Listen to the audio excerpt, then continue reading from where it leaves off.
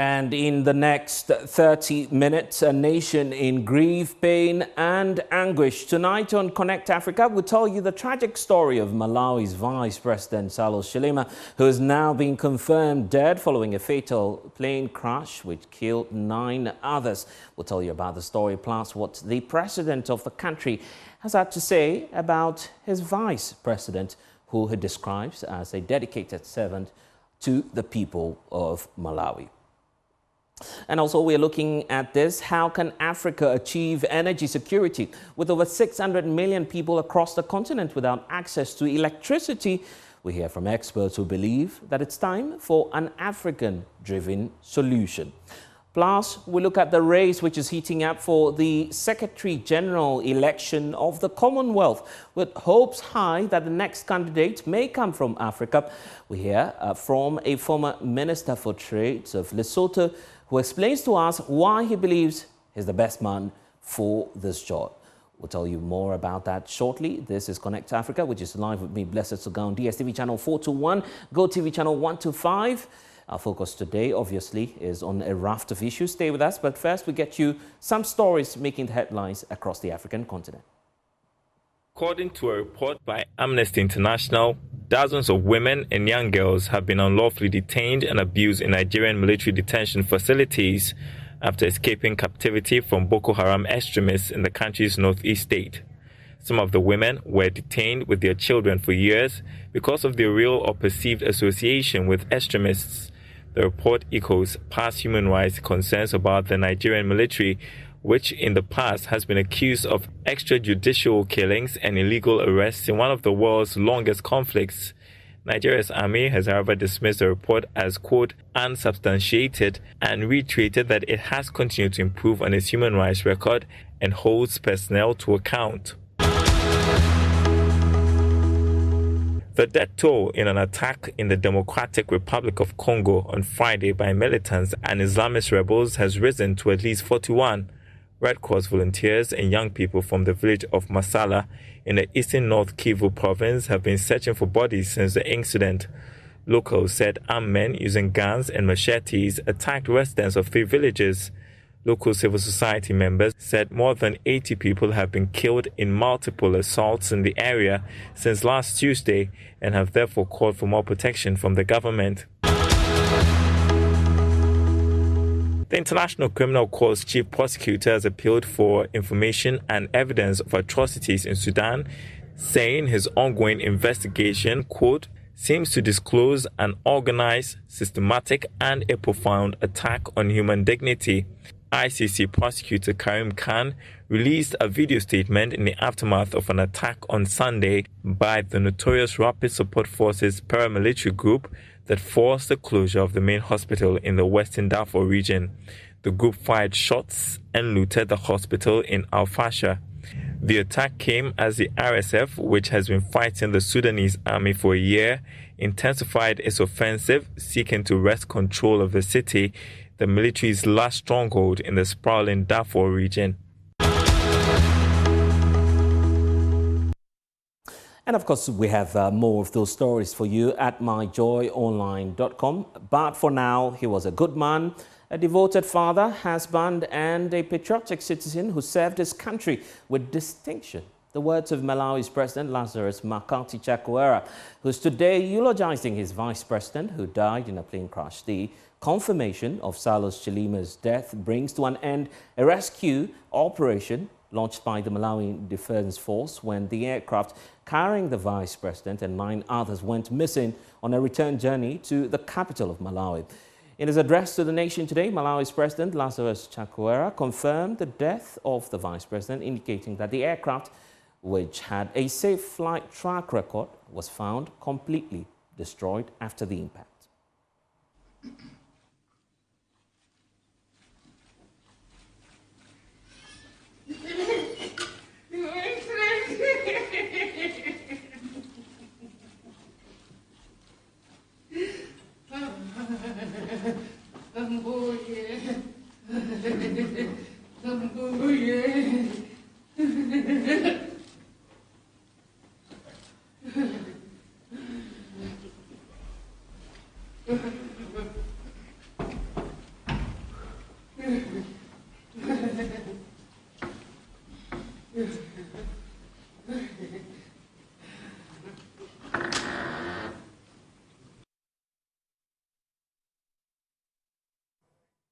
All former presidents of Malawi for the solidarity they expressed to me when I called each one of them to inform them of the terrible news.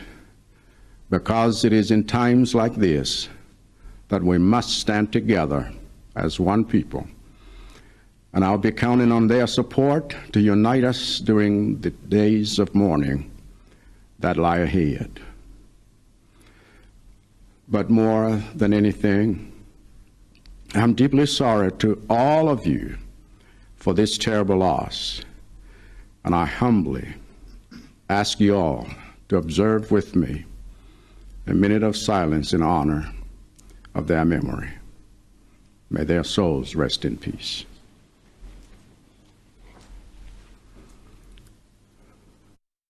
Now, Malawi is in a state of mourning with messages pouring in from across the world. We'll keep an update on that and bring it to you in our subsequent bulletins. But now let's talk about energy, because universal access to electricity and clean cooking remains an elusive goal for the continent of Africa. As of 2022, the International Energy Agency reports that 600 million people lacked access to electricity on the continent, 98% of them located in sub-Saharan Africa. Now, although countries such as Ghana, Kenya, Rwanda and the others are on track for full access by 2030, the global economic meltdown driven by recent external shocks is creating a new network for these countries, which are now grappling to keep the lights on.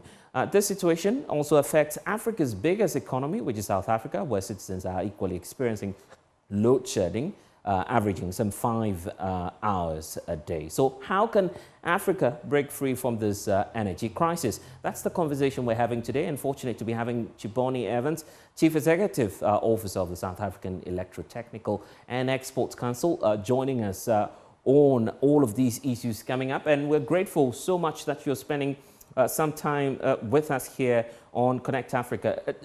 Do you feel, first of all, that Africa is indeed prepared to run with an intra-African driven solution to the energy crisis that we currently face?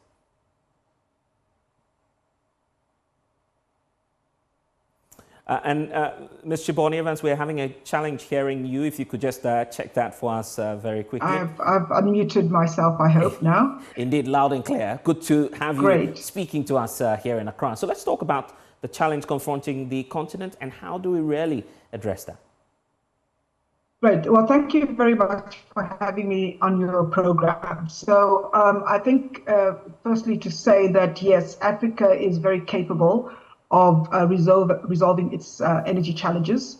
You mentioned in your introduction that South Africa has had challenges with load shedding. I'm pleased to say that for the past few months, we've actually managed to overcome some of that. And so we're now not suffering the load shedding impacts as much as we used to in the past. That being said, I think we've learned a lot that we have to share with the continent. And the solution to Africa's energy problems, I think, is for us to work together collaboratively to see how we ensure that we get the energy access that is required for our population by the targeted goal of 2030. And to that end, I believe that we need to then look at what is being given as an instructive directive from the African Union Climate and Energy and Infrastructure Commission, which has spoken to the fact that Africa should use a common approach to get the access to energy and for the just energy transition, which is based on having an accelerated process to getting our energy access and also transitioning into clean solutions without compromising our developmental imperatives, because we must understand that as Africa, we've also got an imperative to develop our continent. So we can't leave anybody behind. So to that end, I believe we will need to be utilizing our God-given natural resources to ensure that we can transition in a way that doesn't damage the climate, but at the same time ensures that we can industrialize at the pace that is required. But that's the critical issue facing us here, isn't it? And also the aspect about development financing. Yes, we must opt for leveraging on these mineral resources, but then the financing is critical. How do we rally that, knowing that many of these African countries continue to face a sovereign debt crisis? Well, I think you're right. So the energy deficit that we have, I think the African Development Bank have noted that we need an amount of about somewhere between 80 to 150 billion per annum between now and 2030 to be able to achieve the energy infrastructure that's required to develop our continent. So the issue, I don't think, is the access to finance that's going to be the problem. It's the fact that the finance that we can access is being focused towards renewable energy infrastructure development. And as Africa, we know we have got an abundance of non-renewable energy sources, such as our coal, our natural gas, that we would like to also utilize as we industrialize at the pace that is required. So that I think is the key challenge that we have as Africans, understanding how we access the right sort of finance for the type of resources that we'd like to use. Right, and you hold the view that this is where we need to draw on the African energy or intra-African solution to this crisis. What are you doing as the South African Electro-Technical Council in addressing this African energy crisis, if we may call it as such? So one of the things that we're doing is that this is the 6th year that we'll be running what we call our energy inward buying and investment mission, where we bring together a number of energy thought leaders from the African continent and from the various utilities and the ministries to discuss as Africans how, first of all, understand what are the energy projects we've got on the continent that we need to execute on and to build. And to make sure that we can ensure that we utilize as many African resources in that build. And by that I mean building the capability as Africans, in terms of the businesses that we have to build the infrastructure. We know we've got 7 countries that have quite huge energy infrastructure. And also importantly, then also deliberating and discussing on this dilemma that we face as Africans, where we'd like to use our natural resources such as, for instance, the coal. What clean coal technologies can we use? We've got geothermal resources on the continent that other parts of the world don't have. How are we exploiting those to the best of our abilities? We've had recent discoveries of gas. What are we doing in terms of our gas to power for the continent and those sorts of things? I see. And also. Sorry, and I was just going to say that, of course, all of these issues will unfold when you hold that forum later this year. Ghana is facing the same challenge. South Africa is doing the same. What lessons can we be learning here, very briefly, as we wrap up on this conversation? I think the key lesson we should learn is that we can learn from each other and that we should utilize the resources that we've got on the continent. So, solar is very, very important, but I think with solar as well, the transmission lines, we found that we've had an issue with transmitting the power to where it's required. So learning from the mistakes that we've made as African countries in terms of developing our renewable energy resources and utilizing those learnings to make sure we build the infrastructure that we need. And also making sure that our voice is heard in international platforms where issues such as nuclear, such as hydro, and other resources like geothermal are what we as Africa would also like to utilize as we build our energy infrastructure. 30 seconds, still with this for me. Will your investment forum deal with the issue of financing? Will money be raised? Will money be available for Africa when we host that summit? Yes, one of the key anchors for our investment forum is the Development Bank of Southern Africa, which looks at infrastructure project investment across the African continent. So our financial institutions, particularly our African financial institutions, will be very much involved in this to understand what is the financing requirement from these project owners from across the continent. Chibonnie Evans, thank you for talking to us. Wish you all the very best. Thank you very much for having me. And of course, Chibonnie Evans is in charge of the Electro-Technical Council of South Africa, joining us there from SA. Moving on, the race is heating up for the 2024 election for the next Secretary General of the Commonwealth, which is happening in a few months from now. We know that heads of governments from 56 member states will be, of course, meeting in Samoa to carry out the exercise that will select and appoint the next Commonwealth Secretary General. With 3 candidates emerging from 3 African countries, it is expected that the next candidate will come from the continent. Well, joining us now is Emefa Powell, who's with Ghana's Foreign Affairs Minister, Shelia Yokoboche, who has been engaging her colleague ministers in Singapore, as you see on the screens there. Of course, the ministers, the 2 ministers, as we understand, engaged extensively on ways to strengthen already existing relationship between Ghana, Singapore. Of course, there's a lot happening there that Emefa Powell is joining us now to tell us about. Emefa, what are we seeing on the screens now, and what is this leading to for Ghana? Okay, so Blessed, as we speak, Madame Shelia Yokoboche, who is Ghana's candidate, because we know that the President Akufo-Addo has nominated her to represent the country as a whole, and with some blessing from Parliament's Foreign Affairs Committee, amongst others. So what you see on the screens there is after a meeting with the Singapore Foreign Affairs Minister. She's been engaging at the higher level in terms of bilateral talks with the Sultan of Brunei, I must start with. She was in Brunei to meet the Sultan, and there were issues of common interest that they talked about. Also met with the Malaysian Foreign Affairs Minister, also on key issues. And of course, while in doing these interactions and having these bilateral talks, had cause to also raise the issue about her Commonwealth bid and how Ghana, we know that all the 56 countries have agreed that it is the turn of Africa. And like you've been talking about, we have a representative from Gambia and then also Lesotho, who is a controversial candidate. There's been a lot of talk about whether he actually qualifies to be able to take up this position, amongst others. And then also the Gambia, and then our very own Shelia Yokoboche, who is representing Ghana in all this. So indeed, in all the interactions, the key issue for her, which is repositioning, in terms of the areas that needs to be repositioned, is the area of climate change, for instance, which resonates with all the countries that she's been so far. I must say that there are countries like Grenada, countries like Trinidad and Tobago.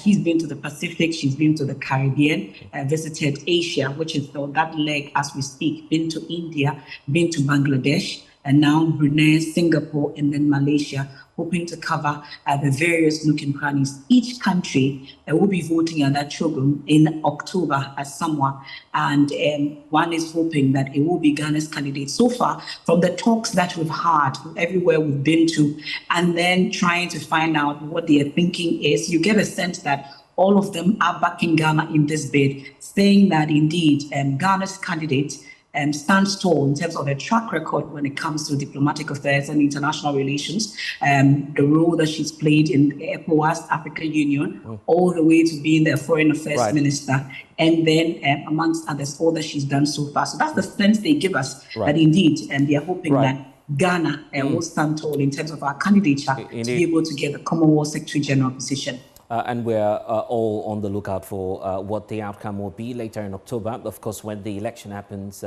we'll also keep our eyes on the tour by the foreign minister. Well, another forerunner in this race is the former Minister for Trade of Lesotho, who has been backed by the South African Development Community to run for the top job. Joshua Sertipa, who is currently on his campaign tour of the Pacific, says he is committed to forging a Commonwealth that is resilient and, of course, responsive to the issues and becoming a beacon of hope for generations to come. I spent some time engaging the candidate, and I started by asking him what his victory will mean for Africa. My name is Joshua Sertipa. I am a candidate for the position of Secretary General of the Commonwealth, endorsed by the government of Lesotho and endorsed by the 16 member countries of SADC, 13 of whom, or 12 of whom are members of the Commonwealth, and 13 if Zimbabwe rejoins the Commonwealth, as we hope it will before the CHOGM summit. The Commonwealth has a long history of partnership, of working with countries, developing countries, developed countries in advancing their collective interests. And as a partner to these countries, it has always been able to take the lead in resolving some of the most contentious issues in our history. You'll recall from as far back as in the 60s, when the Commonwealth took the lead in bringing an end to the white minority government in Zimbabwe. The Commonwealth was at the forefront of the democratization of South Africa. The Commonwealth has been at the forefront of supporting multi-party democracy across, not just in Africa, in Asia and other parts of the Commonwealth. So the Commonwealth has built a strong network of a strong history of being able to advocate, to be able to support countries in addressing a range of challenges. And as we speak today, Commonwealth countries globally, not just Commonwealth countries alone, but the world is facing an increasing list of very complex challenges: climate change, food security, unrest, insecurity, and so forth. And therefore, this is the time for a stronger Commonwealth. And yes, I agree that this is a very ambitious agenda. There's a very ambitious vision that I've outlined. But as they say, a journey of 1,000 miles starts with one step. I do not think that in the term that each Secretary General is allowed, you'll be able to solve all these issues. But we can continue to contribute towards helping countries confront and be able to resolve some of these issues. And of course, I believe that heads of state, as we speak right now, are making consultations all across the world to make the best choice for this group of over 50 countries whose common destiny will be under your leadership, if indeed you get the nod to be the next Secretary General of the Commonwealth. But you're coming up against other candidates, as I was indicating earlier, including a candidate that's been nominated by the Republic of Ghana, our foreign minister, who's touring somewhere Southeast Asia. You are currently in the Pacific. It appears that you're all turning your eyes towards, the East, if I should put it that way. And the question is, what puts Joshua ahead of Shirley, who's also in the region where you are, all canvassing for votes? Well, as you rightly point out, there are three candidates. I'm the third. There were four. One withdrew. There are three candidates. The Honorable Minister of Foreign Affairs of Ghana, the Honorable Minister of the Gambia, both equally competent, equally highly qualified individuals, successful and very knowledgeable diplomats. I bring to this role over 30 years of experience in multilateral diplomacy, in political roles. I was the Minister of Trade and Industry in my country, Lesotho. I've also had the privilege of heading a UN agency for up until 2022. I was the head of a UN agency appointed by the Secretary General of the United Nations. I have spent a big part of my career in multilateral organizations. I spent over 15 years at the World Trade Organization as a senior advisor to the Director General. I've worked for the World Bank. In fact, I've worked for the World Bank even in West Africa. In Ghana, we did some work in the port of Tema. I've worked, of course, also in my region at SADC as a trade policy advisor. So this is what I bring. I bring 30 years of experience, 30 years of understanding the realities, not just of the Commonwealth, but of Africa in particular. I've had the privilege of working in almost all parts of the Commonwealth in Asia. I have a very good understanding of how the Commonwealth works. I've had the privilege of serving as a senior director at the Commonwealth Secretariat up until I was nominated as a candidate when I left the Secretariat in January this year. So I have seen the Commonwealth from all sides. I've seen it representing a nation state. I've seen it representing a partner institution, the WTO and the UN. I've signed agreements on behalf of these organizations in their work with the Commonwealth. That is what I bring to the table, and that is what I believe. And my government and the governments that have endorsed me believe that I'm the strongest candidate. I want us to, and I'm so glad that you know about the workings of the Commonwealth, because you've served there as one of the senior directors, as you're pointing out to us. The question about what's in it for Africa, because the Commonwealth, as it stands now, still has that global divide discourse trickling into what's supposed to be a framework that will inure to the mutual benefit of all countries, including those who are from Africa. But it doesn't seem to be the case. Many African countries, members of the Commonwealth, are still grappling with the sovereign debt crisis, economic issues, even in education, which the AU has declared the year of education. There are still challenges with many of these African countries. So it's good news that indeed it's coming home in terms of the Commonwealth Secretary General position. But the question is, what's in it for Africa, and what do you intend to do to use the Commonwealth to leverage on this platform, multilateral platform, in addressing the common challenges that we face here on the continent? As I alluded to, the Commonwealth has been a partner for Africa over the last 5 or so decades. The Commonwealth was at the forefront in strengthening democratic institutions across the continent. In fact, if one looks at what is happening in some parts of the continent today, where there seems to be efforts to weaken democratic institutions, the Commonwealth is in a better position to work with governments to strengthen those institutions.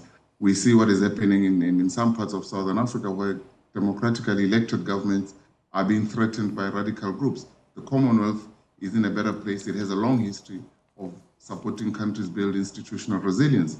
And that is exactly what the Commonwealth brings to the table, particularly at this juncture when countries are facing this growing list of complex challenges. As you mentioned, climate change. The Commonwealth has a very strong role to play there. Of course, the Commonwealth is one part of a global partnership to support countries, and I'm not suggesting that the Commonwealth on its own will solve all these problems, but the Commonwealth is in a very strong position to provide support on climate finance, access to climate finance, for example. We saw recently, a few days ago, at the UN Conference on Small Island Developing States, a strong call for the global community to support island states, small developing island states to mobilize resources. The Commonwealth is in a very strong position to be able to work with countries to develop national strategies around loss and damage plans, for example. I believe that the Commonwealth, with a long history of partnerships, whether it's providing support to the judiciary in countries across the Commonwealth, training and building capacity around a whole range of issues, is in a very strong position to do so. I will give an example of another critical area where the Commonwealth has been playing a very important role in helping countries, particularly in Africa, is on trade. Trade, as we know, has a very strong potential to lift millions out of poverty. We've seen it in other parts of the world. We've seen it in Southeast Asia. The Commonwealth has a long history of providing support to member governments. I was Minister of Trade. I benefited from having a Commonwealth expertise to help us support our trade policy process. In fact, the advisor that I had in my office when I was Minister of Trade was a Ghanaian. So we have that history of working with countries, and I am saying that trade is one of the key elements of my vision, where I see a potential to use trade to drive inclusive growth. You can imagine that a market of 2.5 billion people in trade terms is quite a significant potential. Now, up to now, I'm convinced that we have not fully exploited this potential. Now,